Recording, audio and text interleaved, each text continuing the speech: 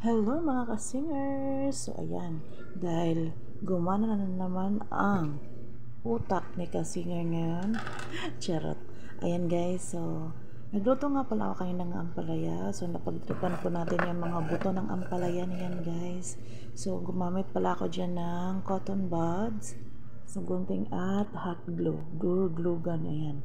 So may nagawa na pala ako.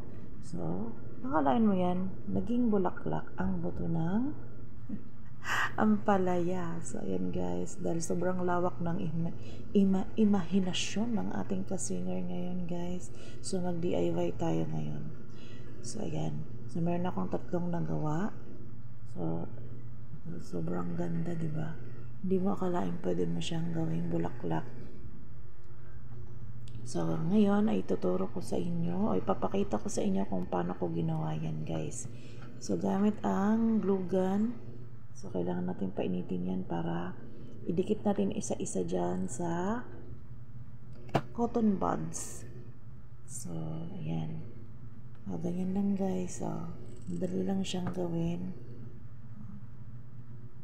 Minsan kailangan natin palawakin or pagganahin natin ang ating mga utak. O, charis! So, ganyan lang siya guys, kasimple at kadali.